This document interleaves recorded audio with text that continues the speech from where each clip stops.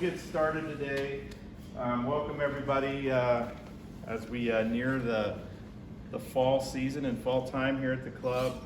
Lots of things going on as usual, and definitely want to kind of get through a number of items today on the agenda. As always, we leave a space and time at the end of the meeting to ask questions, bring up other topics or thoughts, and if I have the answers, I'll gladly give them to you. If I don't, I'll research them and get back to you. And also feel free to send emails to me ahead of time. Sometimes it takes me some time to research, especially if it's a development question, an HOA question, something that's not right at my fingertips and that I'm not fully aware of. I may have to look into it. I had the handouts here. Did everybody get the handouts up here? There's one. Jeff's actually playing in the men's club championship this week, but this sheet is just a little information about Jeff McLeod, and the really only thing I want to talk about when it comes to the water sewer situation here at the club, and I'll bring that up. I'm immersing myself in it a bit. It's one of those things, as I start listening to all the conversations and all the information, it's one of my head scratching moments. I don't quite understand how it's such a divisive and such a I don't know if it's controversial is the word or whatever in the area. It just seems to be a big issue, and really I know Jeff is a pretty level-headed guy. I've had a chance to speak with Jeff. He's not going into that with an agenda of, it's our side against that. He's not doing that. He's going to be a proponent of trying to find a new way through this instead of kind of the same old of having sides. So I really like Jeff's approach, and the big thing for the membership here at the club and the folks that live here, make sure you vote. That's probably the most important thing I can tell everybody. If you're registered to vote in this county, some of you have homes in different places, make sure you exercise that right in all things. Definitely get out and vote, and that's coming up. So the sewer board is an election that happens on the regular election schedule, so that's the November election date. The water district elections come up later after that, and it's a different election, and that's in December. So I'll be talking more about that as we get closer to that piece as well. They're both different groups. They run completely separate, and there's definitely been a lot of discussion. I see a lot of things on social media about the sewer board and the water board. Like I said, I'm still learning a little bit about the past to try and understand the past so that we can go to a future. But yeah, there's definitely some opinions out there, and they're very strong. The other thing that we're looking to do is get some committees together, or at least a committee together, to kind of bring awareness of the issues that are at hand in these groups, and so that'll be coming out as well. It's something that the development and I as a club can't really get involved in that committee, in that discussion. It needs to be the homeowners and the folks that would be impacted by all of this. At some point, if I'm out here, I would, living out here, I would be involved in that, and that's ultimately my goal, is to be out here. But definitely when you see those informational things coming out about joining that committee, maybe serving on one of these boards. It sounds like a very thankless job right now, but I do think with the right people in there, kind of a level-headedness can get into the discussions, and everybody can understand the issues that are at hand. I'll answer more questions if you have them when we get later, if you're unsure of some things, if I can, but I know Jeff would have more input. He's going to, I believe, be at the meet and greets that are listed here a little bit later on my agenda for all the new members and all the areas. We're going to be out and about in the development, in your homes, in the areas where you all live today and tomorrow.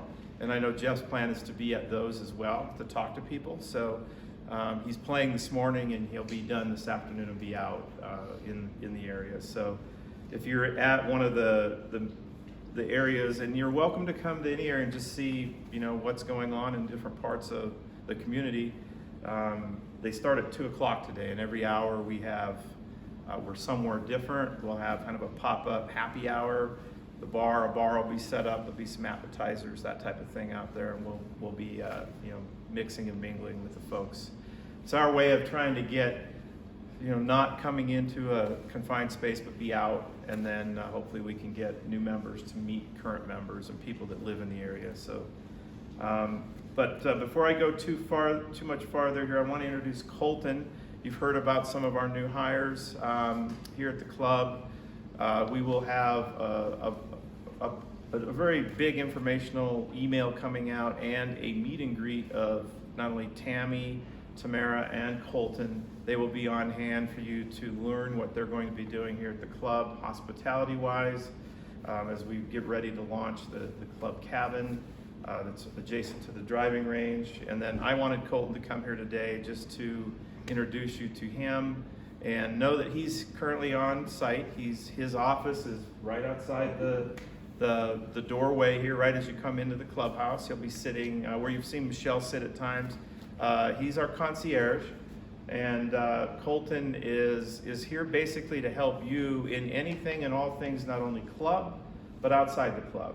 So if you're looking to go do something downtown or you've heard about something, he's here to help you research that, find tickets, get you into them. If you want to go on the train ride that goes north up towards Flagstaff, or you want to do something, he's here to kind of help you with that. So just like you'd think of a concierge at a hotel when you go somewhere and you don't know what to do, you call them, they help you.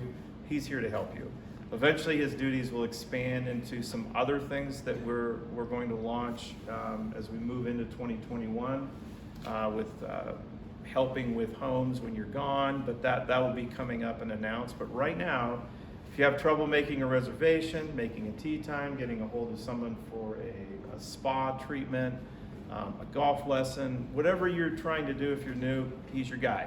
This is Colton Say. He has a hospitality background. Colton, you want to tell us a little bit about your background? Sure, yeah, absolutely. Born and raised in Prescott, been for my entire life. Went up to NAU, graduated online in May. Got to watch a 15-minute YouTube video for my graduation. Came back here, in my hometown, love it here. I spent the last 4.5 years in management at Harkins, and so I want to make a transition to something more like this, and then be here for you guys in any way possible. Yeah, so we're glad to have him here. He's a great young man, and I think will help in anything you have questions about. So when we're booking anything outside, or you have questions about, whether it's renting a paddle board or whatever at a lake, talk to Colton. He'll help you out. So, okay? Yes? Is he building relationships outside right now? Yeah, I think he has some. Both he and Tamara are both from here, and they both have that connection to town and to the area. Your family runs a gun shop? Yeah, J&G sells. Yeah, so he has some definitely some ties down in the community, and yeah, for sure. Not only that, but with the different real estate brokers, getting that information, so they have a little more awareness of us out here and what's going on. Our goal is to have them basically support all the new members, all the current members, anyone that's been here a long time, and really we have folks. My goal is to have him when you call the club, that someone actually answers the other side. So it's not a voicemail or it rings and rings and rings. So here's the guy. Okay, so when you hear the phone, and we'll have the main calls coming to his desk. So if you need to get to somebody, even if they're unavailable, he'll get the message to them. That type of thing. So you're not left kind of hanging out. And Yes. what will his hours be, Jay? Colton, you want to tell him typically when you're So here? typically it would be 9 to 5. Sometimes Monday through Friday, sometimes on the weekend as well. It's a Okay. little fluid, but generally 9 to 5. Yeah, he's here weekdays typically. Weekends, he'll have access, and we may have him here not on a Monday, but possibly on a Saturday. So, but we'll post that too. But appreciate that. So the next item on the agenda is the new member meet and greets that we have. You can see the schedule that was posted, I think, the last couple of weeks in the newsletter. I had somebody ask today, did we send a newsletter out yesterday? We did. So if you didn't get it, I would suggest as we're building these and they get larger, look in your junk folders or your spam filters. Sometimes, even though you've been getting them, if they get too large, they'll get caught in one of your filters on your email system. I think Gmail does that often. There's a couple of them that do it, but if you're a Gmail email user, make sure you look there if you're not seeing stuff from us. And make sure that you don't hit unsubscribe in any of the emails, because if you do that, you're unsubscribing from everything from us, not just that information. That's how our email system works. We always have people with the option to opt out of emails, but when you do that, now we have to resubscribe you in order to get you back on the program. So don't click unsubscribe unless you really don't want to hear anything from us. Want to announce, as many of you came out to Ron's, Ron Cropley is one of our assistant golf pros. His retirement party was last Friday.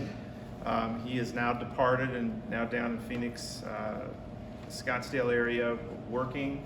You'll probably see him around. He'll come back up occasionally, but he's no longer in the golf shop. We are replacing Ron. We've actually offered the job position to one of Steve's previous assistants, and when Steve left Torion, which is where he was at before he came here, this particular gentleman replaced Steve. So he was their director of golf. So he has quite a pedigree. He's Australian, has an Australian accent. So when you hear him, he's from Australia. His wife and family were all from here. His kids were born here. They moved to Australia for a period of time, and his family didn't like it there. So they returned to America.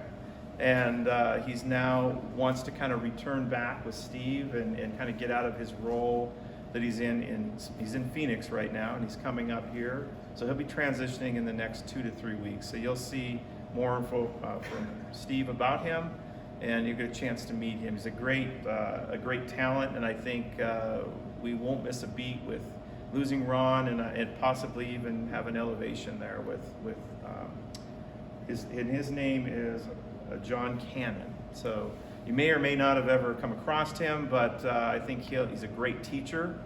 He's an instructor, so we won't miss a beat in instruction. So if you were working with Ron, I think John will be a great replacement for that. So know that that'll be coming here real quickly. I always throw the Fix Your Ball Mark.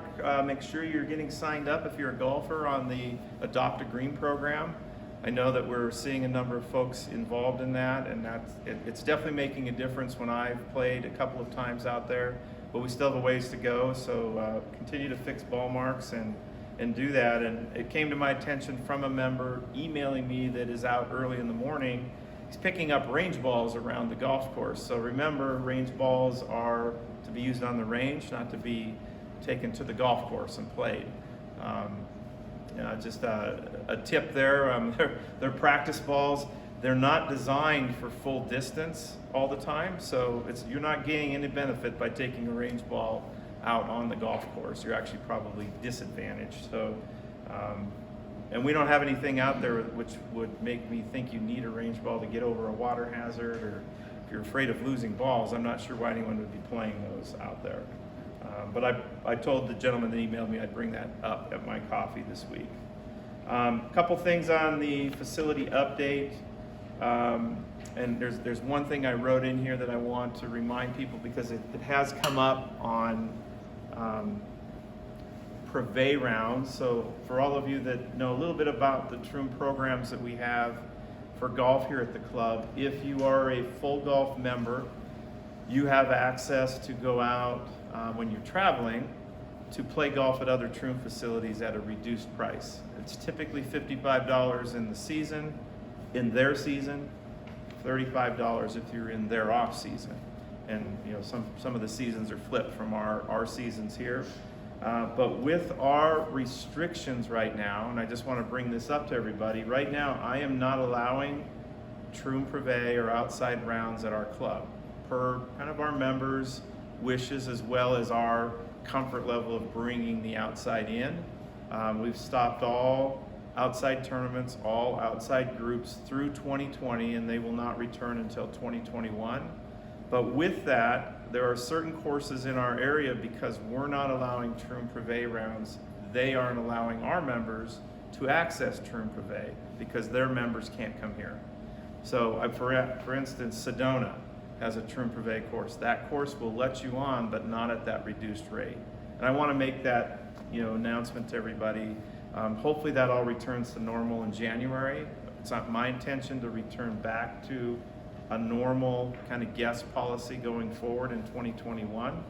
And really we don't have many people choosing to travel and play here in January, but by March, April, May, when the weather improves and the golf course is looking a little bit better from winter, and I expect we'll be kind of under a normal guideline. So remember, that's not the case for all Troon Privé courses. So know that some courses will let you on, especially where there are more of them, but where there's only one and it's relatively close to us, Sedona, that one I think they're giving you a discount, but it's over $100 to play there. So make sure you check, get with Steve if you have any questions and you're traveling. He can look into it for you.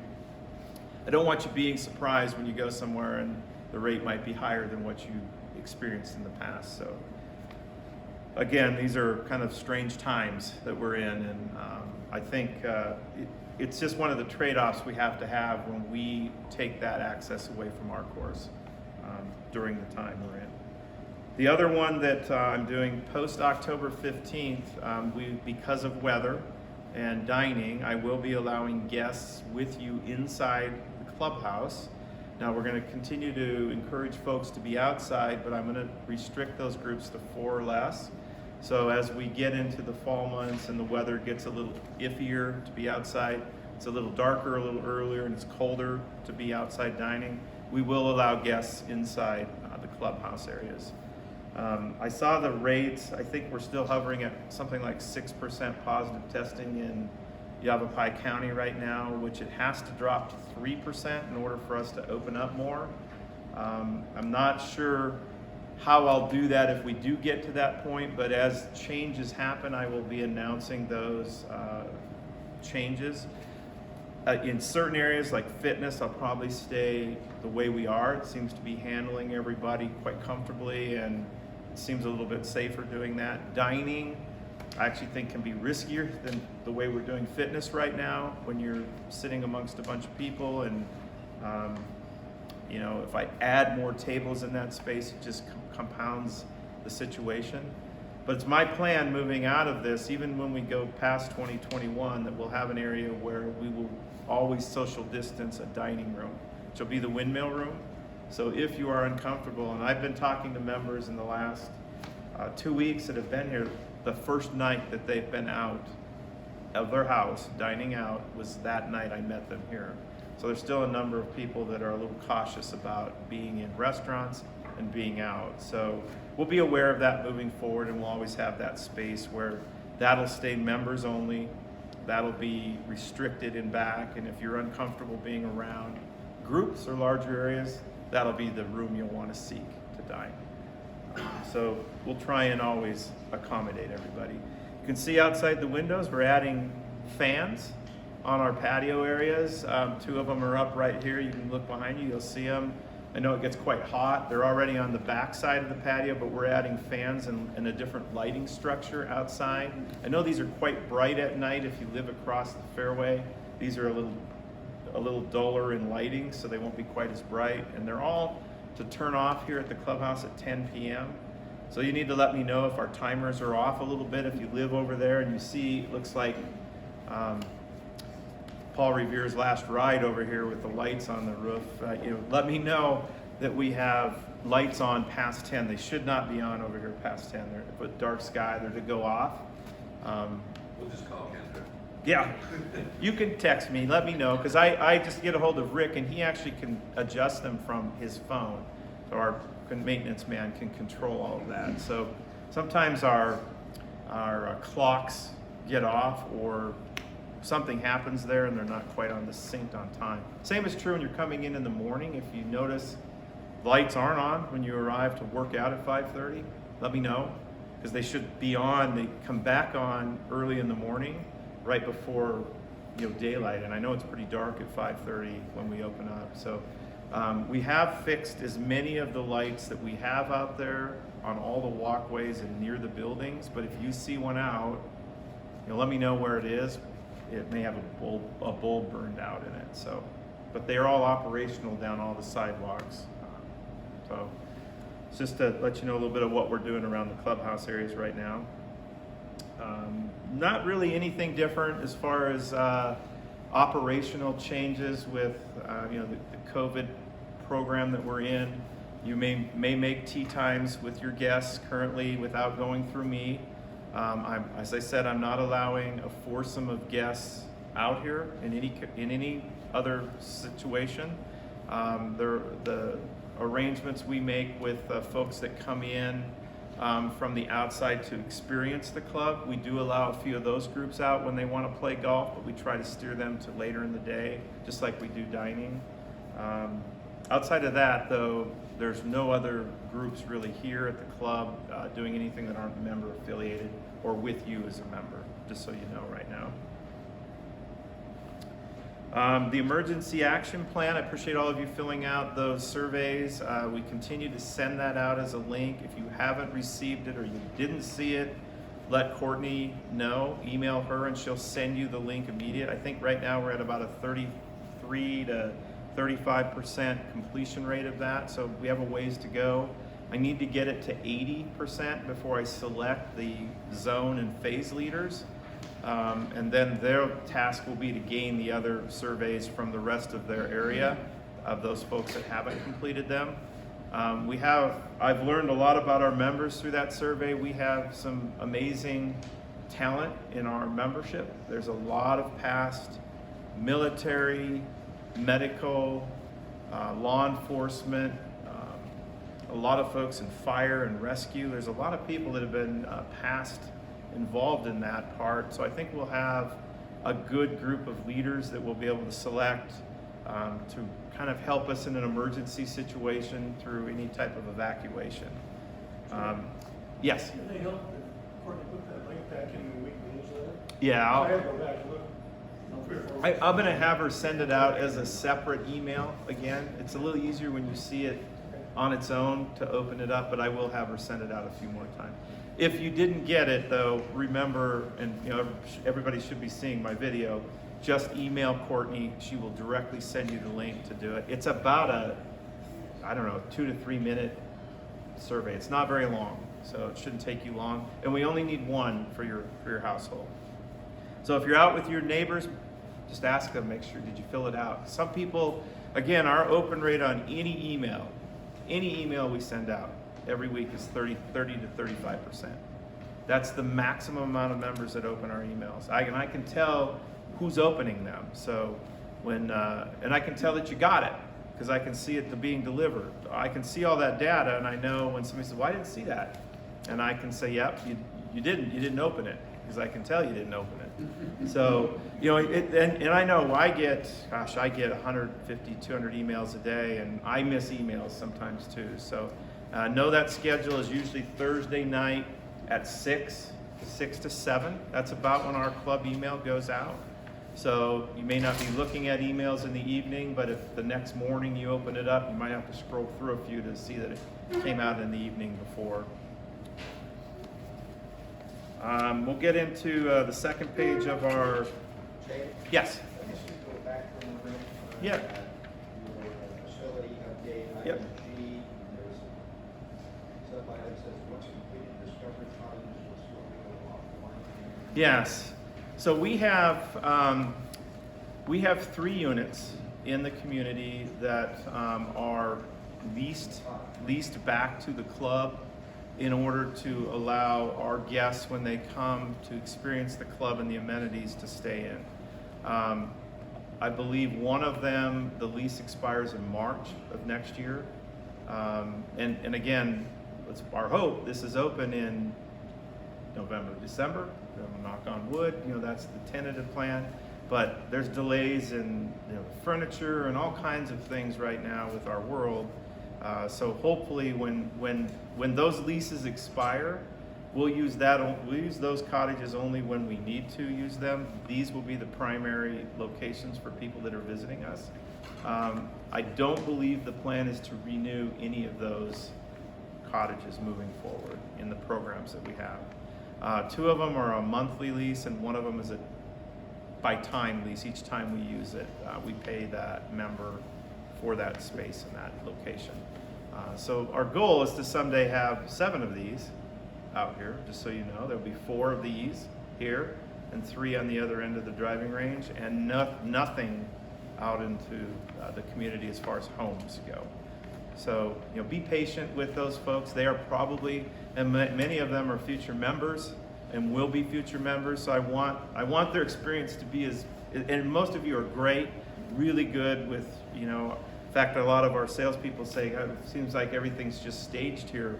When people come in to visit the club, that, you greet them so well, and you interact with our members great, and I really appreciate that, and I think you're genuine with your comments. But there are times where that doesn't happen. They'll get a note on their window that, you shouldn't be parking here, or whatever. And many of them, they don't know, the situation. We do give them instructions, but in some cases the garages have things in them. They can't park inside. So just be aware that they're here to experience the club and see if this is a place they want to live, and a community of like-minded members they want to be around. So What do we call them for you? those are called those will be club cottages, I believe, or club cabins. Club cabins, thank you. So they are the cabins. So when we, and those will be available for members to rent as well, if you have family staying. At some point when they're safe to wander through and they're getting closer to a finish, if anyone wants to walk through, and I'll take you through it to show you what it is. The center unit has, I believe, 2 bedrooms and a full kitchen, living room. It's up and down. The side units are just living space, no kitchen spaces, but they're up, I believe they're up and down as well. No, they're just down. They're just on the lower level. So the upper level is for the center unit, and it goes over everything. So much bigger. And they have the ability to be, the whole place to be rented out. And you can open up doors and have it. So. BJ? Yes. On the club cabins, Peter Berger mentioned 2 years ago that they were thinking about selling those as well. Is that still on the plan? There's opportunities there for investment in those in the right situation, depending upon the potential owner's intended use of it. Obviously, we need them as much as we can, but that is an opportunity to pursue for sure. Yes. Just come talk to me about that, and I can explain kind of that program. Any other questions on page? If you have them, just mark something down, write it down, and we'll get to it at the end. The mail and the mail update. Again, I kind of talk about this. We are looking at all of our, all of our options. The one area that I told you we were going to build and begin is the mail storage, the parcel storage area, which has started. If you were out in and around the mail behind the pool area and that, we've actually kind of gutted the center area and removed all of the boxes. That area there'll be a room built in there. You'll still be able to walk through there, so it'll be on the one side of the room, but that will become the storage location when the postal worker brings the packages, leaves them with us. And again, as I said before, we will also have keys, so the club in my office will have keys to that room. So if you're after hours and you're waiting on something, right now all of your packages are locked up inside of coops. If they're not in a parcel box, they'll be in that room. They will not be laying out in the open, in open areas where anyone can kind of walk through and have it. They'll be locked up. So with the number that we're accumulating every day, if you've been in there, I think you'll see every day there's at least 20, 30, 40 packages. 200 packages come a day here to the club. We have 47 boxes to put the parcels in, along with your mailbox. Some things will fit in your mailbox, and the guy will stick it in there if he can get your little envelope or sleeve in that box, but it does take them some time. We are looking at realigning how they sort the mail at the post office so that when it arrives out here, it's laid out the way the boxes are laid out, not the way you're at. They right now are addressing them by they're putting them in a pile by your address, but that's not how your boxes are assigned to you. They were assigned by how you arrived as a member at the club, and they can shuffle them by the box number at the post office, which is what they're switching to right now. Which, why I bring that up is that should increase the speed of time for them to get through the mail and get it out.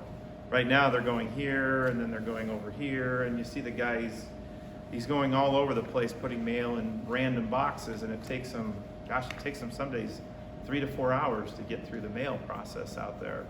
And so they arrive at 1, 11 to 1, anytime in that phase is their arrival time. If they have a lot of stuff, they're usually here at 1, and it may take them right up until 4:30 to get, that's when you see our text come out, the mail's done. So we're trying to speed that up a bit. I had a member, another one, send me a note saying, look, you know, I made this recommendation at the very start of this whole thing when I'm thinking about it, going, well, I don't go to my mailbox where I live. I go the following day. I never go that night because there's always 100 people out there looking at mail. I just go the following day, and he started doing that, and he said, it's the best time to go. Go at 8 in the morning the next day. They're open, there's no one in there, and you're not gonna be around anyone. So if you can wait, if you're not needing something, you know, at 5 o'clock when you can finally get in, the next day is a good option as well right now to pick mail up. But we are looking at the other options. Question about? Is responsible for sending out the text. Courtney. Courtney's the only one, Courtney and Autumn are the only ones currently that have access to the all text system. So basically, when the mailman is done, he notifies Coops that he's done. She notifies, or whoever's there notifies Courtney, and she sends it out. Yes? We had an issue the other day, Jay. We came in from town and got to the mailbox at 3:30. The mailman was gone, the yellow lines were down, so we got our mail. Yet we didn't get the notification until 5 o'clock at night. Okay, they may not have notified her early enough, so I'll make sure they speed that up if it's done. But they should be notifying her the minute they depart. Sometimes they don't tell the inside folks that they're gone, so there's that challenge. So it's just awareness of all. There's 3 people that need to do the right thing. So if one of them breaks down, then we have a delay in getting the notification out. But typically they're almost always gone by, I haven't seen it go much later than 4:30. I think for the most part they're gone by that point in time. What's that? That's usually just Monday. Yeah, the Monday's the busy day when all the packages accumulate over the weekend and then they bring them all in. And know they bring out 3 vehicles of packages a day. So sometimes you'll again, I've said this in my previous coffees, you'll get notified your package has been delivered. That doesn't mean here. Okay, that's not what that means. That package arrived at Prescott in the mail department. When it goes out for delivery through a route, that's a whole different deal. That's not that it just arrived and was sorted in Prescott. It may take 3 days for it to get from there to here. That's how long it could take for that to get in a route truck, on a truck and out here. So I'm telling people, if you really need your package, you know, right away, the USPS option on some of the selection of what you're doing is not the best option. It's the cheapest, but it's not the fastest, and it's not the most secure way of getting your package. I believe UPS and FedEx will deliver to your house when you choose that option. So if you really need it, it's a little bit higher in price, choose that option, it'll come right to your door. Post office will not deliver to your house that package. They're only contracted to deliver it to our mail drop, which is right now there. And that I can't change, not until there's a change in, if I put pods out in the community, or if we put those mailbox banks out and they're within a mile of, or a half mile of your house, then they will deliver if there's overflow. They would deliver to your house. So that's something we're looking at. But I mean, if I had to ask all of you right now, would you mind a mail pod box in front of your home? I think I'd probably get a resounding no. I want it here, but not there. So So it's gonna have to go in front of someone's house when we put them out there. So, Not my backyard. yeah. So that's the other challenge, is finding that, location, yes. So Jay, this room that the packages will be in, it's gonna be locked all the time. Locked all the time? Everybody's mail key will open that door. No. How do you get in and out of it? You have to have a staff member go in. So that seems to me, that's not the most efficient way to do it, right? 'Cause now you're gonna have somebody constantly, all the time, going back and forth, coops out to the. Correct. keys. Is there a way to get a master key that matches people's mail keys, or do you wanna keep them locked so? Well, that defeats the purpose of having no one else having access to it. So this is our way when, we may hold them for a period of time in there while we have employees in there. But there's times where they, when they're running to the pool and there's no one in there for moments of time in coops. I don't want packages sitting overnight in longer periods of time and sitting out. And we have packages that are large. Sometimes they're very large. I had a roll of carpet show up in my office the other day. I had, 25-foot roll of carpet show up out here for somebody. So, all kinds of things are showing up that won't necessarily fit in everything, but we'll work through it. The key is there'll be somebody to get it for you.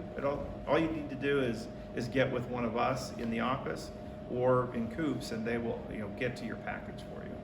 I just don't want them sitting in the room with your name on it. You're traveling for 2 or 3 days and it sits out for that entire time. I think there's been more concern from all the folks about mail that things are sitting in the open. I think that's the bigger concern. It seems to me like you may be tying up somebody in your staff constantly running back and forth. with this- Eventually, I will need to hire a full-time mail person. That is where we're headed, just so you know. We will be getting to a point where that person will be doing, I'm gonna eliminate the shipping out of my office, and that person will be doing all of that and all of this. So when you come in, there'll be somebody kind of dedicated to mail. Until we can get through this and find a better or the best solution. We may need an on-site mail, UPS outlet type thing here just to handle this, what we're doing. It's just growing and it's going to continue to grow. And right now, I order things on Amazon rather than going down to stores. Not all the time, but things that I need, and I don't want to run 50 miles back and forth to find.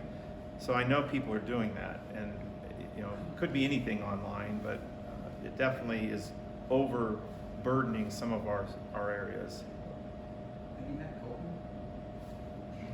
If we took the TAC house That's the plan and had right his now. office there as well. The plan is to take, right now, I can tell you a little bit of our plan with the TAC house, is to take the 3 pods off of the parking oval side. So the oval as you come in, so this side of the TAC house, to take, first of all, take those out of use as locker space and turn them into his office along with additional mail and a mail person, where we'd have somebody there where you could walk in, it's behind a counter, you get your package and or packages, and that would be where it would be. So that's the plan. But my other big thing with us as we get down towards the bottom of the agenda is I'm not going to open up these projects and start these until we finish projects that we've started and haven't finished yet. So the big word for me is completion. We need to start completing things. So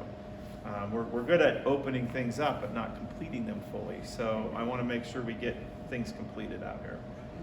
Yeah. On the mail thing, I remember that months ago we were talking, and I know how difficult it is for the mail guy to do certain areas because he is running back and forth. But to get to coops, you can't get in. He blocks everything off.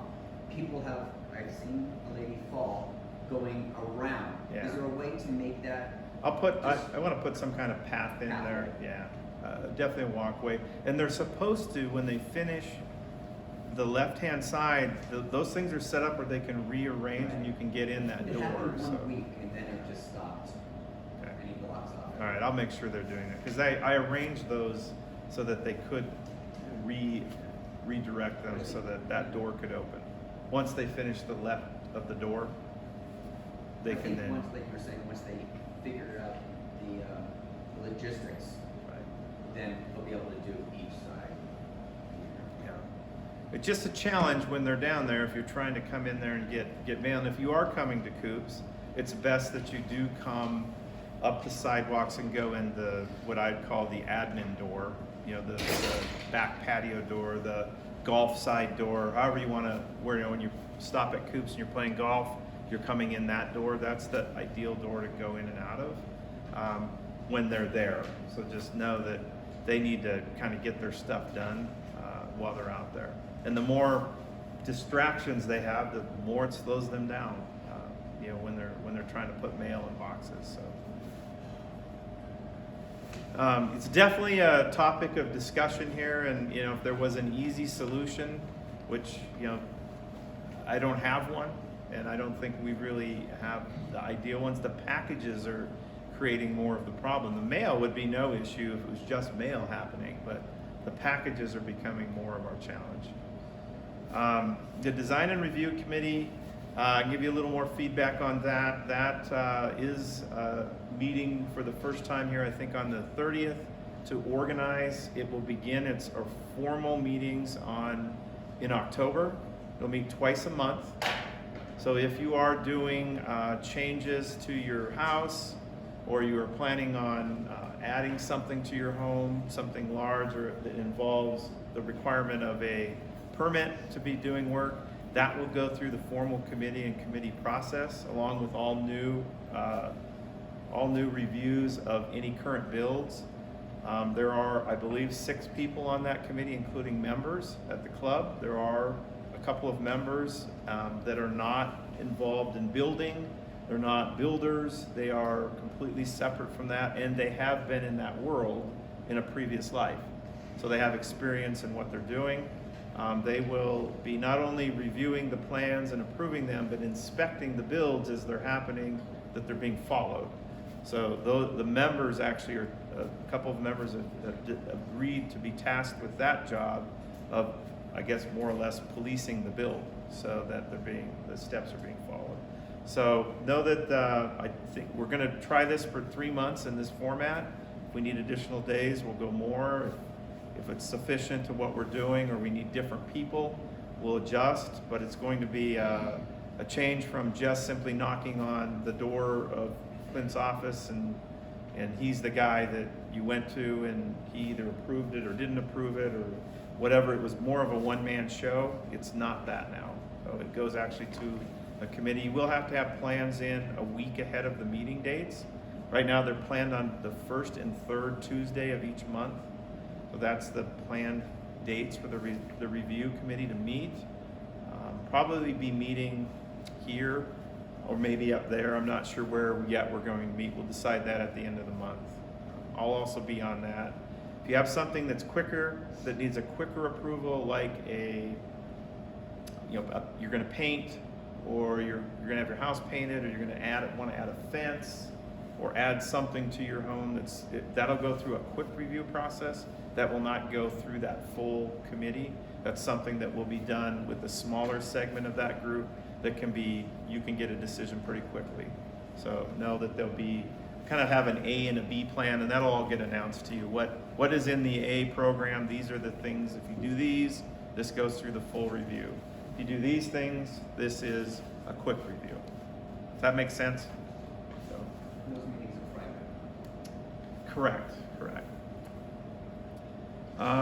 The membership survey, I have summarized on the next 2 pages kind of a lot of information that I've shared with my team, and I shared it all with you. There's nothing that I won't share with them that I won't share with you. Generally, what I look at is not, we had 1,475 comments from you in the membership survey, which were great. And many of them were thanking people. They weren't all positive or negative comments, so many of them were recognizing staff members, and I share that with them, that your recognition was given to people in different departments and your appreciation of what they're doing.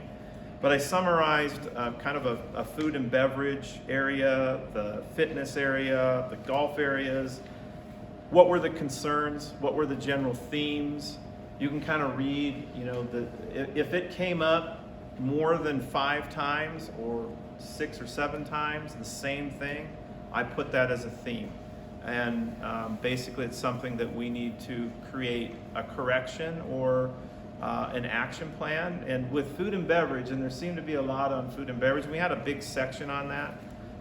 Our next coffee talk will be dedicated to food and beverage, and I will have that team here, and we will go through what we're changing and what we're doing, and we'll listen to, you know, suggestions, comments, thoughts that you all have, and I want to focus on that area. You will see some new menus. If you didn't look at the email last night, we have new menus coming out. We'll talk about our plans for how we're going to roll menus forward, going beyond kind of COVID, and what our plans will be monthly and weekly. I can share with you that we are, after this weekend, adding Sunday. We're opening up Sunday mornings for breakfast at 8 a.m. with a breakfast menu, specific breakfast menu. And then at 11 a.m. we roll into our lunch menu, which has some breakfast items on it, but not the full breakfast menu. And then we serve that all the way until we're going to expand it to 6 p.m. So on Sunday evening, you can come out and have what we serve for lunch all day long on Sunday. So that will be our first expanded dining day. And as that takes off and we see what happens on that day, we may go further into the evening into dinner service for our first expanded day option. And then we're looking at the second day option expansion into Thursdays. That's kind of where we're at right now with our discussion. We have to figure out with the team that I have if we can do a 40-person wine dinner and open dining at the same time on a Thursday night. So those are our challenges opening up Thursdays immediately. We do a lot of our private dinners or our specialty functions are almost always on Thursdays. We had the ladies' night out last night on Thursday night. We're able to kind of use the whole space for something special on Thursday night. So we have to figure out how we're going to do that and be open if we do roll open on other days. Question I saw in that. Jay, just, what is that #1 net promoter score? What does that mean? Yeah, so what I'll explain to you, and this was probably, I didn't do a good enough job explaining to all of you what is this survey. What is this survey that went out, and I want to explain how the club, I want to explain how the entire development is managed. So let me explain that first. There is a group of investors that basically own the real estate and the club here and at Pine Canyon. It's the same group. Cemetery manages that investment for those investors. So they are a management organization, but not specialized in managing golf courses. They are more managing real estate. So they hired Troon in Scottsdale to manage the club, of which right now I currently work for, and everyone in here. Colton works for them. All of the employees in the clubhouse, in the fitness area, all of us work for Troon, and they all work for me as the management company. This survey was intended to be a Troon club-only survey. And in those 1,470 comments, there were many comments about the HOA, about cemetery, about the development, about everything. And although that has been your only way of communicating that, my intent going forward is to have surveys on those areas specifically as well. But for now, you know, the comments came through and I'm sharing, I haven't summarized the comments for the HOA and the because I had to do this for my bosses at Troon, the sheets you have. I am doing the same summary for cemetery and the same summary for the HOA and what is happening in those areas of the comments you all made. But the Net Promoter Score is a metric we use at Troon, and one of the questions you were asked, would you promote this club to someone else? And you had a scale of 1 to 10. If you selected 9 or 10, saying you were extremely you would promote this club, or you're that on that level of happiness, you are considered a promoter. If you are voted 8, 7, or 6, you are neither. You're neither a detractor nor a promoter. When I say detractor, I don't mean that in a negative way. It means you would not promote the club if you were 5 or below. If you pick that number, we take all the people that voted 9 or 10, subtract all the people that voted 5 and below, and that gives us a net promoter score. So in essence, I have the data, and if you really want it, if you're a data person, I can show you data from from males to females, from age demographics of how the club actually, I can tell you this, the men were much higher rating of the club operations than the ladies were. The ladies were a little more critical of promoting the club. Not by much, but we averaged right around a 40 or 39 net promoter score. Last year, the net promoter score was 9. So the number of people that's percent. The highest Troon has at any club is very difficult to have a high net promoter score. The best one we have is probably right between 45 and 48. It's very difficult to have every member that does this choose 9 or 10, because the minute somebody does anything below, it subtracts off of that score. So that's how that works. Anyone that picks, you might have said, yeah, it's really good, it's an 8. You're not counted in either group, so you're kind of thrown out of the equation.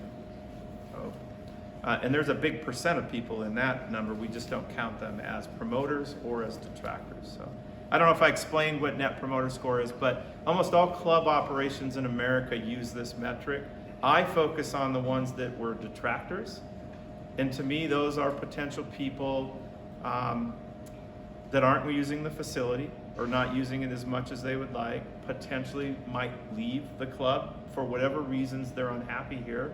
And to me, that group needs to go down into where there's no people that are picking that number as a score they would give us here at the club. Before, that number was very high. It was almost, in one year, the MPS score was in a negative range. So we had more unhappy people than happy people. So it was, and some of it, I put in there was years where we had dues increases. That can cause an unhappiness for what you're getting, so perceived value over what you have.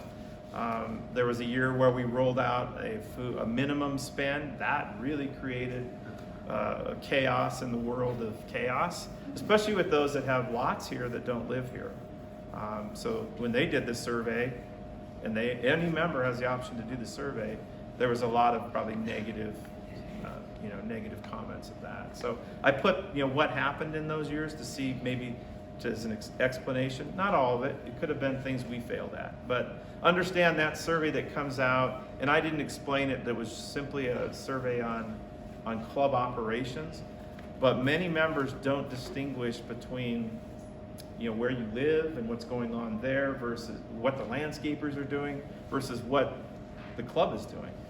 To you, it's home. This is where we live. This is all one place. And it's why Symmetry has discussed me taking over all areas of oversight and me becoming not only a Troon employee but also a Symmetry employee to assist in oversight in all those other areas where you live that currently aren't in my scope of management. Right now, when I was hired, I run the clubhouse, I oversee the golf course, I oversee the golf operation, the fitness operation, the pool operation, the dining operation, and as I walk 100 yards out the door, it ends for me. That was what I was hired to do. But I also realized real quickly that there were many unhappy things going on in the development that I needed to be more a part of because I could make a difference there. And that's what Symmetry is moving towards that. I'm actually working through the contract with them right now to take over what I called the silos in one of my first meetings. We're discussing a number of changes We had a meeting yesterday with Kendra and her boss with Homeco. We're looking at, maybe segueing a little bit of the landscaping and me developing another internal club crew that does some basic landscaping work to start with. As we see how that goes, we may take over all of that. You look out, what's probably the nicest thing you see out here when you drive around? It's what the club does as far as maintaining the property. And that crew works for me. So if they're not doing it, I have control over them. It's a little more challenging when you're hiring. Part of our frustration with the landscapers that do all the community landscaping, this year, and it was a challenge. I'm not gonna lie to you, with COVID and with what happened in March, the number of, all of my employees could have elected to not work. They could have said, you know what, not gonna come in today, I don't feel comfortable doing that. That was happening a great deal with the landscaping crews, so many of the projects that we were told would be done and completed on a certain date and schedule didn't happen because of the landscaping issues they were having. So we're looking at, reviewing the contract with them and maybe pulling some things away or rebidding that whole process. So we're looking at all options going forward, including security as well. Same thing there. So there's some things we're looking at. Again, I want to see improvements in some of these areas, but they don't answer to me. They answer to their company, and then ultimately, through this way, when I tell them what they're failing at, we can either get rid of them or they can change people, but it's a little difficult to manage when you're managing a third party like that. So we're looking at what we can do internally and what we can do to improve. So know that everyone here is talking about what we need to do and what we need to do to improve. So we hear you when you're frustrated with things. Don't think we are ignoring you. We're not. Our hands have been tied on a couple things this year, especially with the landscapers. But as I told Homeco yesterday, to me that's not, wouldn't have been acceptable to all of you if I said, we're not open and I don't have anyone to work. I don't think that would have been acceptable answer to you when you wanted to have dinner at the club. So, yet we get that type of response from them when their crews can't come out. Well, we're just not coming out today.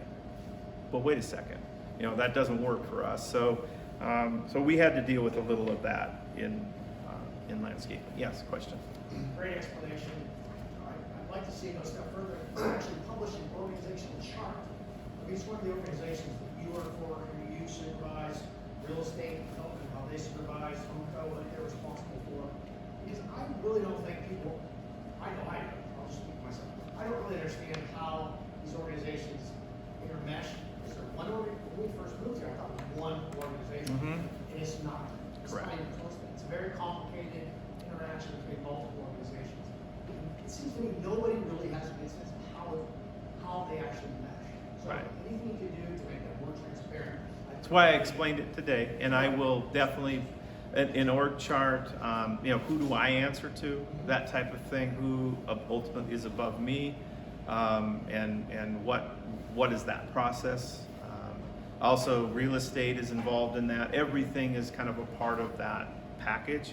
I am going through the real estate training in the fall, so I am actually going to get that license. I am not going to be selling real estate out here, but in order to have conversations with potential buyers and questions about ownership of a club cabin or a club, that type of thing, I have to be licensed in order to have those types of discussions. So, yes, I put that down, having an org chart.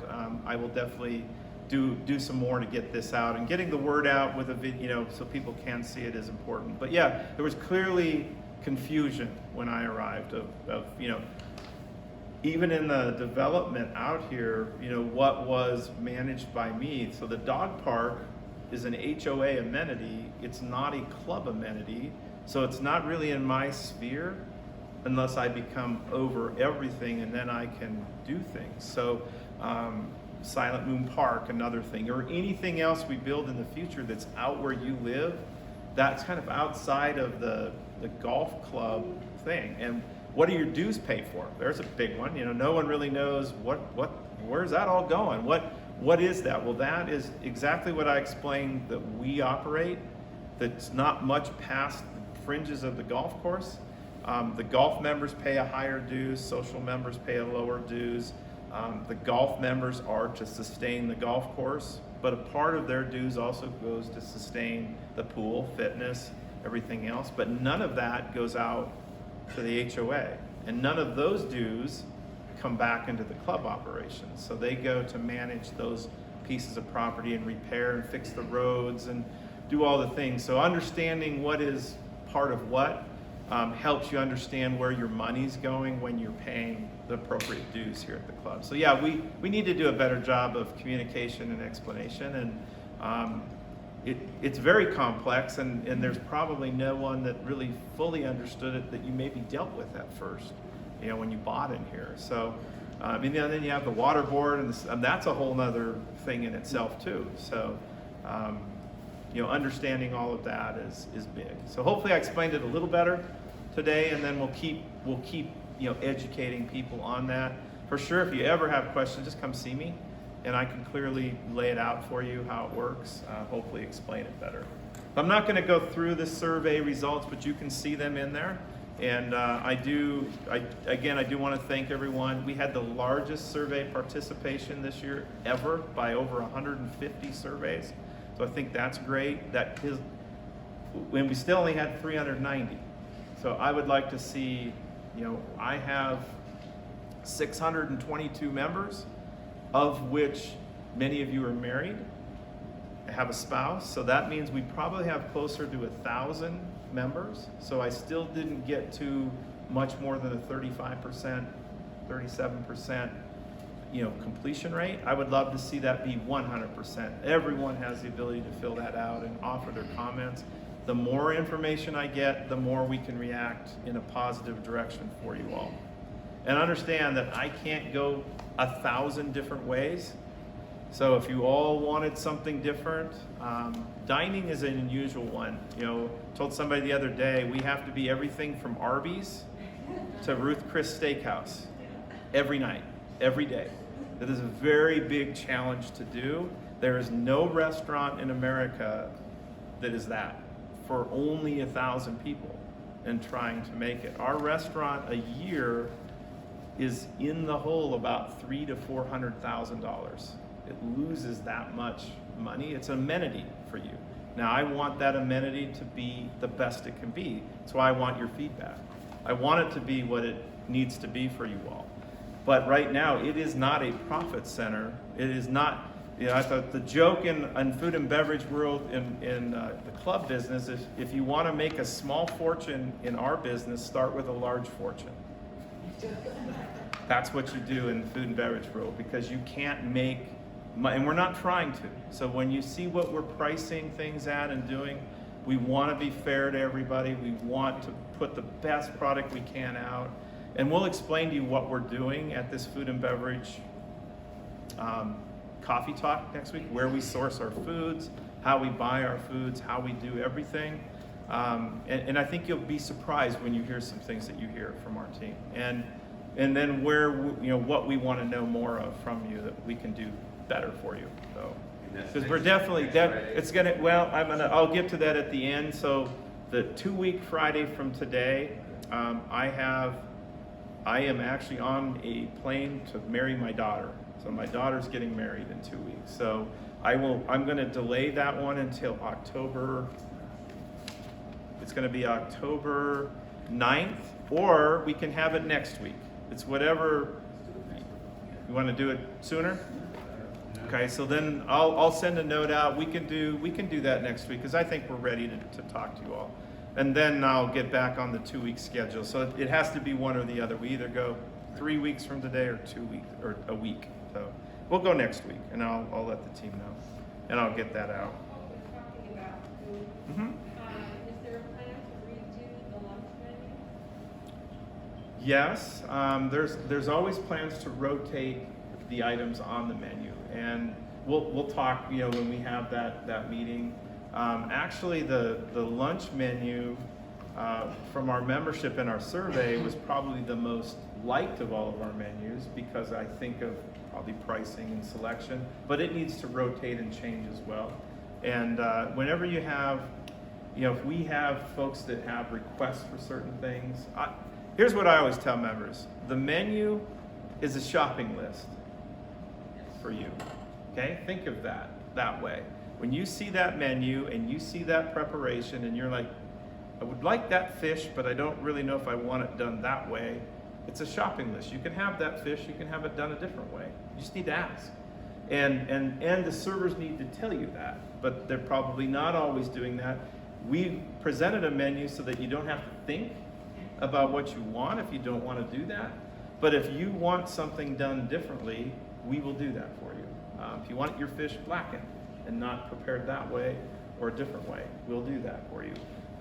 So if you want that salad, but you want that all off of it, and you want that on it, ask for it, and they will do that. So that if they have the product, they will do it for you. Yes. So last Sunday we ate for the first time since March, being here, for lunch. Didn't want the pastrami quesadilla, because that just sounds weird. Wanted the regular one off the bar menu, and the server did a great job, but did not know what the bar menu was. And then we had to build our chicken quesadilla, but it's on not the bar menu, but the bistro menu.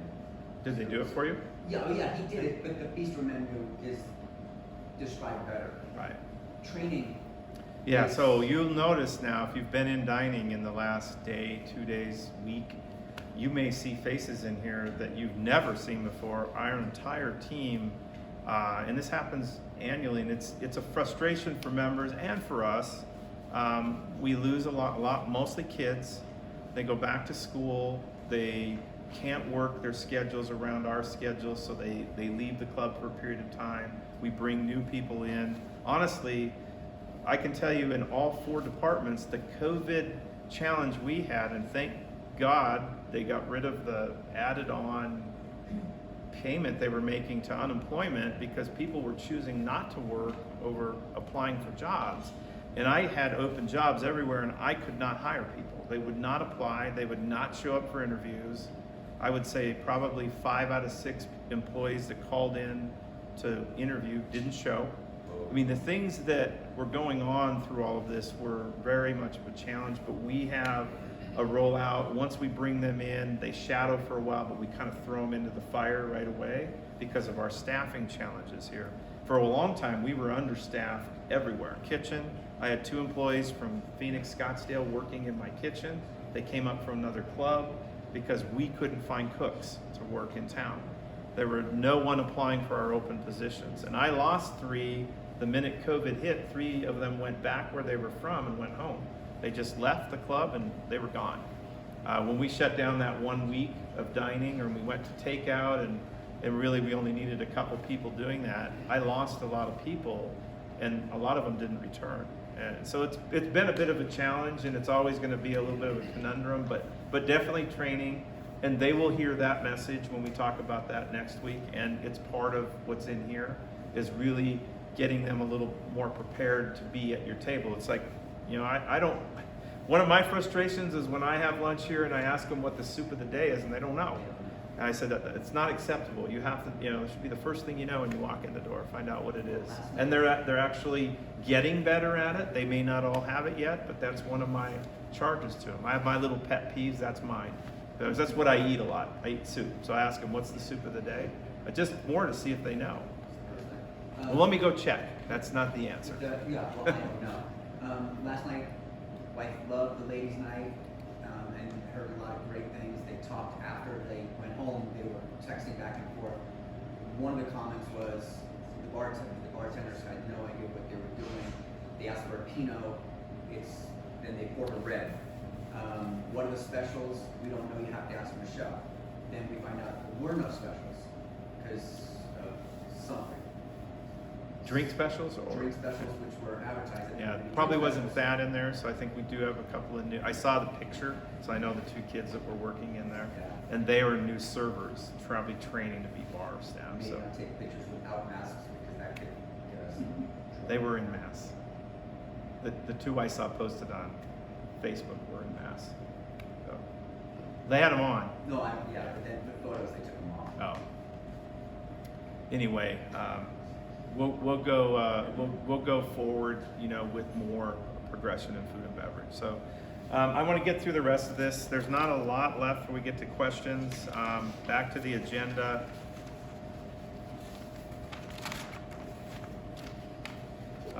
There have been some comments on pickleball and about the design of what's going on down there, and I want everyone to know that I think things in question right now are the center fences between the courts. They're about, I don't know, hip to maybe mid-chest high. That is pretty standard for pickleball. The question is, you know, why they're not extended all the way out to the fences. I think once everyone sees how we put the gates in and what we're doing there, and as we work through this to make sure that it works when you play, I think you'll find the pickleball courts are really good, and they'll be much better than what you've been using up on the main courts as far as you running around after the ball. But if we need to modify or make some minor adjustments to them as we go, or add more fence, I actually think you'll be running more if a ball goes over that and you have to go around it if the fence is. So I think we need to play them for a bit before we get real critical of how they're laid out.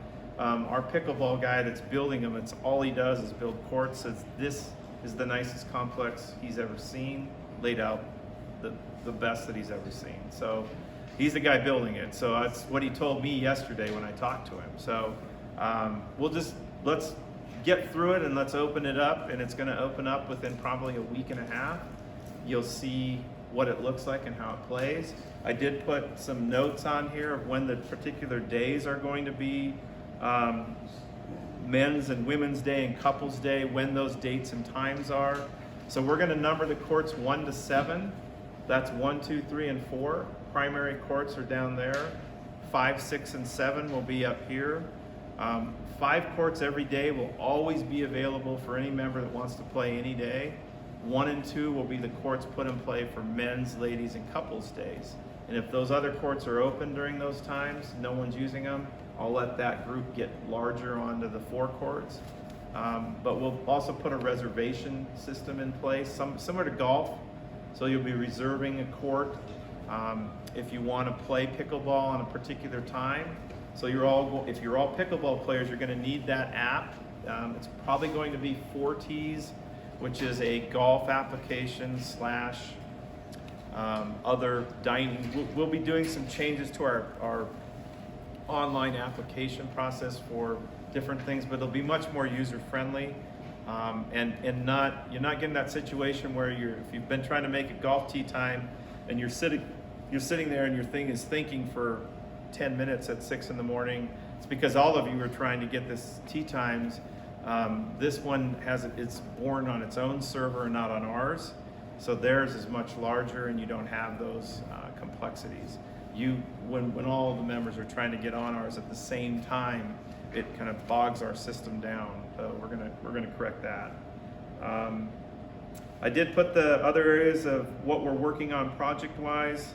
The bunker renovation is high on that list. Again, completion of things we've started. We started that a year ago. We didn't do anything this year, partially because of the unknown of what this would do to development, the developer, and the funding need, and the money that would have to be put into projects. But the plan is to have that Q1 of 2021, so that would be sometime in the winter months to begin that. Probably a similar timeline to when they did the front 9. I'm thinking that started in February or March and finished in May, something like that. This would be something similar.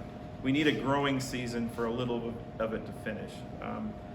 The front entrance, the thing that I showed you all in one of my very first coffee meetings, which was improvements to the landscaping out front, the lighting, the brick, which I'm actually working on, so you're not gonna roll an ankle on our bricks out front when you're walking out, and just having a better sidewalk front entry process. That will be part of next year's plan. I want to redo some of the entry landscaping as you drive into the club. That was put in before my time, but some of it didn't grow in. So there's areas out there that are just open dirt, open air. It just doesn't look real finished and refined. That's the area that I want my groundskeeping staff to be maintaining and taking care of. From the moment you drive in to the moment you come up to the club, and some of the main areas that you're seeing around all the amenities that we're doing a much better job. I mean, Kaler's doing that work now, and my guys, you can tell where my guys stop and Kaler starts in a lot of ways. So that needs to change, and we need to have that, you know, be much better. The golf carts still are October 4th is the date I'm told. So knock on wood, that's the date that they arrive. Those of you that held a cart from our fleet, that kind of would be the timeline to get that cart. We're working on some laundry expansion inside the cart barn. You won't notice that, but as the club cabins go on, the cabins over here go online and more of those happen, I need more laundry capacity to do housekeeping.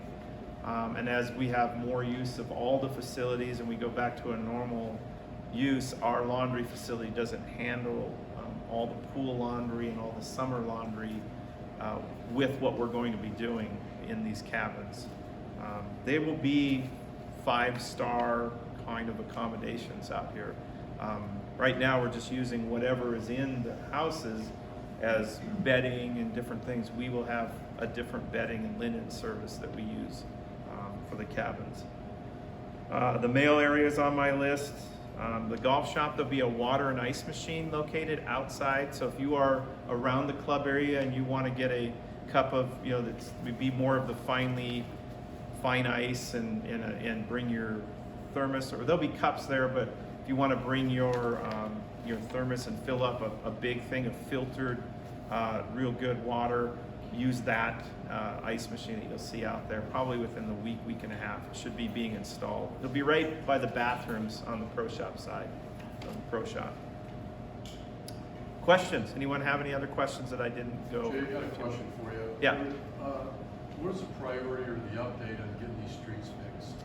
I mean, that seems... They're working on it, and I asked this question, and it's a very good question. I mean, you see them out there, and I wasn't really sure what they were doing. I will tell you, when you drive by, so I was up on Three Forks just driving around the other day, and you will see white lines across the road. The bigger gapped breaks in the road, they're going to cut. Right. So when they cut those out, my guess is Three Forks will shut down for a chunk of time on that stretch so they can cut across the road and they'll actually relay asphalt in those holes.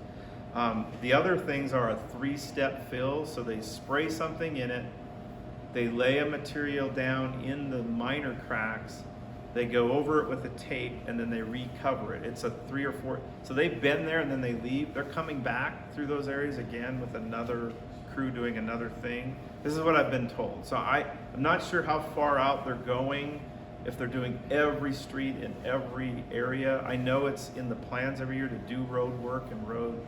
I'm not sure how that happened, how these roads gapped like that. I don't know if it was a flaw in the sub base or what it was when they were originally put in, but there definitely needs to be a little more work done to them, and they know that, and there's a crew hired. It's part of the HOA to do it. What I have to find out for you is there an area where they're not working this year or not? Have they? I haven't been here, so have they worked in every area every year, every street, or did No, they? Not every what- year. Yeah, Kendra, you're here. So, What yeah. do you know what the plan is? So, Maybe you can help me. So this year was when they're doing every crack in the community. And what's happened is that some of these cracks, the prior years before, they filled them, and it's like, it was a mess, they were overfilled. So what the crew did first is they went through and they melted all that stuff down. You could, when you guys were walking before, you could probably see those giant clumps of the sealant all over the place. So they melted everything down first. Then they went back, filled them up, put the tape, and they will go back to make it as smooth as they can. There are these major cracks that do have to be cut out. We're having a different crew, LP Excavating will come through. They will make those giant asphalt cuts and then replace the asphalt. I believe 2 years from now will be a complete, like a chip sealing throughout the entire community. So, and they do that, I wanna say, and don't quote me on it, cause it's like 8 to 10 years, that they go back and completely do the chip sealing. And at that time, in 2 years, well, 20, so basically a year. But what they'll do is we're gonna do half the streets at a time, so that you guys can still, you know, get home and do all that kind of thing. So one side. One side, so that you guys can get to where you need to go. It just seems like they, you know, the past experiences I see people fix roads, they get out there and they get it done, Uh-huh. and they get out. It just seems like they're just chipping away at this little bit. Right. And I know asked this that is question, an too. HOA funding one and did. not a club funding one. It's just some of these cracks in these roads and these main streets. I mean, you gotta drive your golf cart about 1 mile an hour, and there's some major ones that need serious repair, and it just doesn't seem like any of that stuff. is- So I can't give you the answer that we're creating speed bumps out there? Yeah. A natural way? And that's- No? Well, there's too damn many of them. No, but Someone's asked for speed bumps to be placed in the Yes. development too, and I'm not a big fan of that. Yeah, the thumbs down there, yeah. I think that might be only a 1 vote on that. no, It, we're working on it. Yeah, So, it- and the asphalt team, they're coming in after the chip, after the sealing crew. so what I want to see changed, and what I'm going to ask of Kendra and Homeco, and as we move forward with all of these projects, what we haven't been good at, and I will admit because I haven't been involved in it, is really telling you what's going on, when, where, and I've told Kendra this is something that has to change. If we're going to spray weeds, if we're going to spray in the community for something that your pets need to be aware of, or you need to be aware of when you're walking your pets, let's tell you all before we're actually doing it, so that you're not asking, well, what did they just spray down out there? What's going on? Same with the roads. You know, this is the process. This is how we're going to do it, where we're going to be, what's going to happen. There's only one person right now that knows all that data, and you don't get told that data. It's not either one of us. So, but that's changing. So I just will leave it at that. That plan will be to communicate with you better through these, through everything, what we're doing, how we're doing it. And if that's not, because I've seen it done differently too, at different places, how road work, I want to talk to this group that we've hired. And if they're the same company that's been doing it every year, you know, let's just talk through it so we can maybe get it done quicker. It didn't seem efficient to me either. Well, why would you want to go back? You know, Get it but done. you know, I got told this is how they do it. I'm like, all right. So I'll accept that because I'm not in control of this right now. But I did ask the same question. It 'Cause was didn't- funny because at the time that you're trying to get it done, I think it was just yesterday, the day before, we got a flyer in the mail with them promoting Yes. the asphalt, and we're going, you guys are looking for business, we got all the business you can take right here, why are we getting this done, you know? It was the flyer in the mail just came. We'll work on it. It's there. The many of these things are a work in progress, and we'll improve on how we communicate what we're doing and make sure we have them doing it right. I'm not saying they're doing it wrong. I don't know exactly all the steps, but they do need to be fixed. I did see a proposal to replace the asphalt in here. It's astronomical. It's like $3.5 million to replace all the asphalt in the entire community, and that's, you know, I don't know if that's something that we could tackle immediately because it would wipe out our funds in the HOA. So we have to continue to do this until this becomes unusable. But my goal is when we put another street in, let's don't do whatever we did wrong on these so that we don't have more of this happening. But when we're building more, like there's more streets going in up at Sterling Ranch right now. If you haven't been up there, they've paved that over the top of the hill gap that was there is all paved now. So, you know, and I saw how they did the sub base there and it looked proper, but I don't know what's under these. I don't know how quickly they did them. You mentioned Sterling Ranch, at one time there was gonna be an event out there where the trailer is and all that. Is that being rescheduled at all, or is that? The tentative plan is for mid-October right now. I'm waiting for an inspection of the decking. This is how crazy permitting is with the county, and they are delayed on doing all their approvals. They have to come out and approve our deck before I can finish the pieces and then put you on it. This is because I'm putting people on that deck. So the permit was applied for months ago, and they still have not gotten it back to us. So until I can have that approved by the county as an approved deck for holding events on, I can't put you on it. So, yeah. Is there a question? Oh, I thought you had your hand up. So, any other questions? Yes. So you said with a 35% open rate with our email, you guys thought about doing being an older community here where, from a marketing standpoint, if I was targeting this group, I'm going to be using paper versus Colt's going to get a paper thing. Versus articles going to say, I like email still. So if you thought about doing a forward monthly newsletter, you can place some coops that you can pick up, or you can like the houses to get more like. I think that could definitely be a long-term additional piece to us, but with the fluid moving targets we have every week of things that could change, the publishing of that, we're not prepared to do that in-house.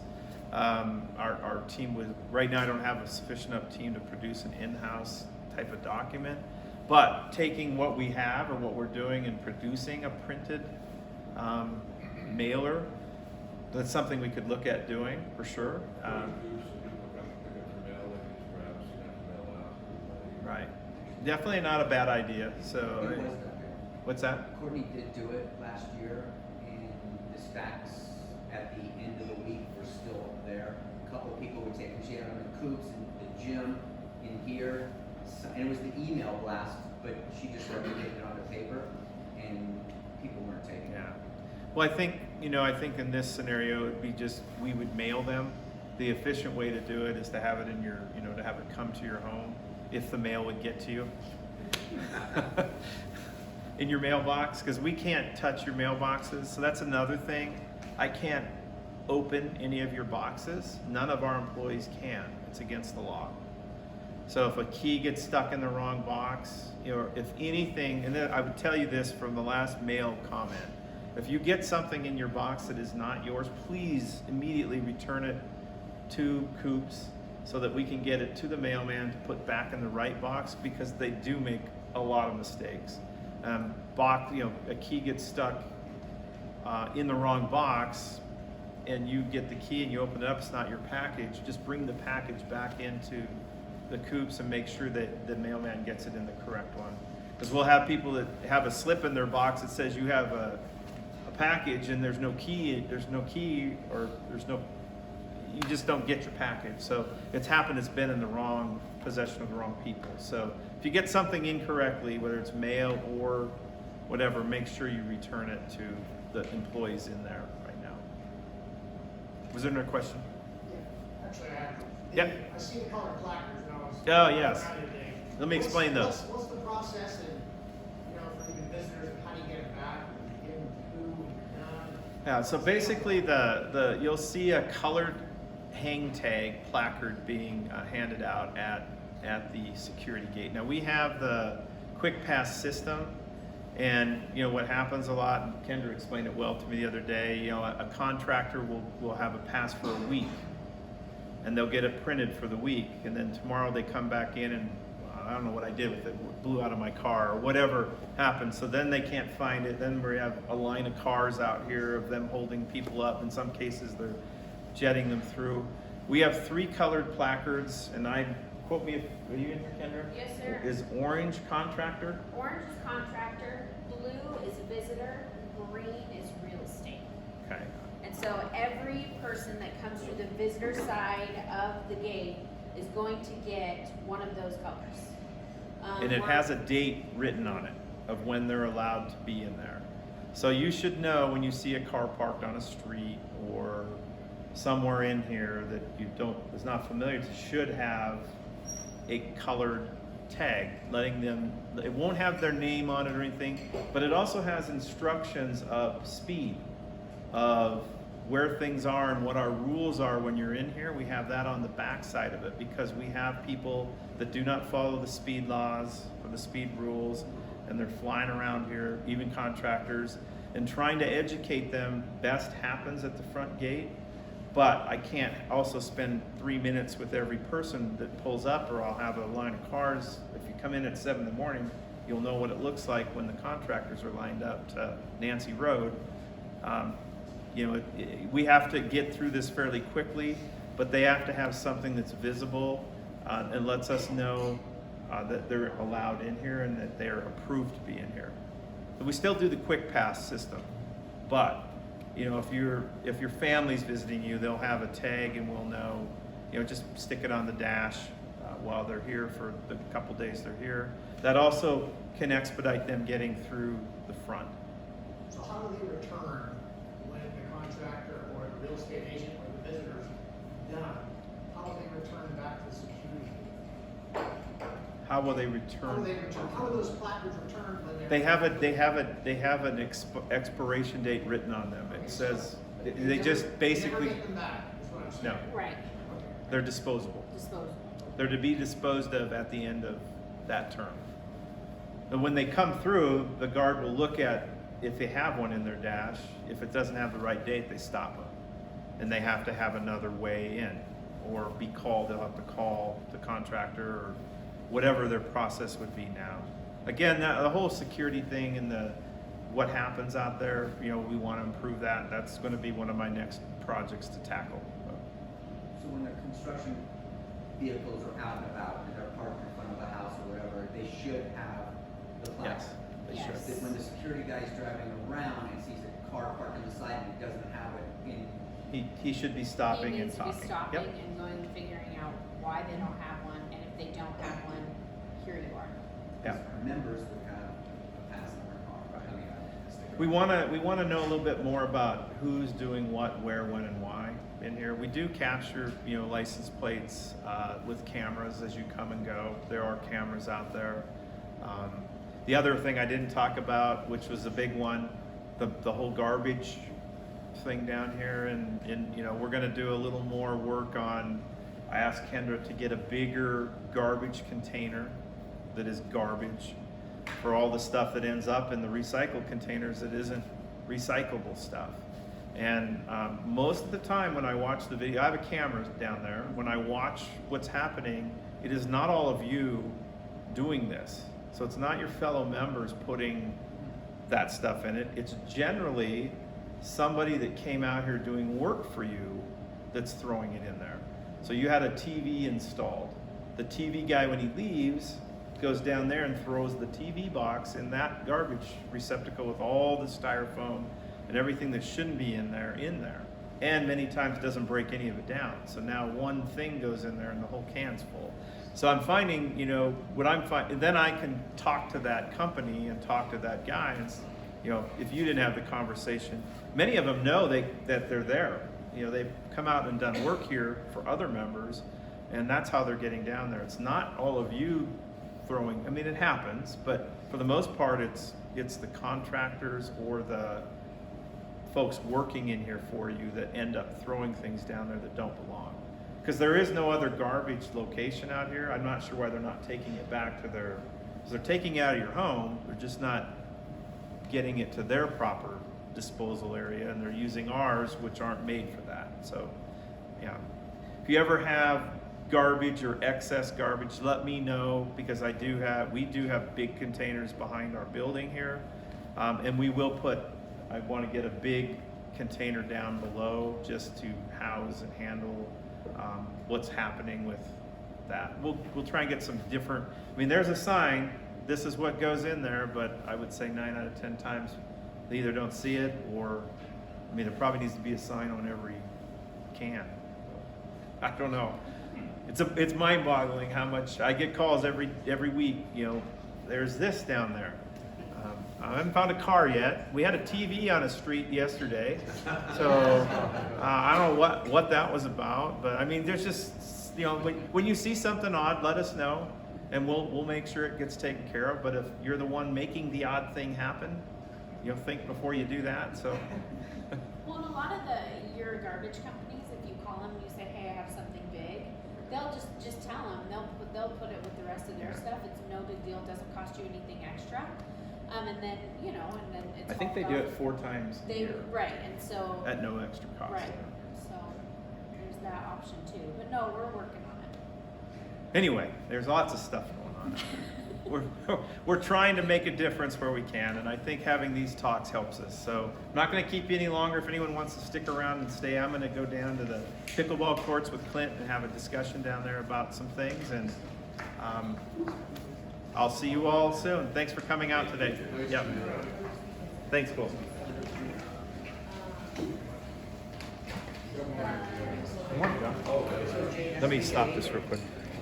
Next week at 8.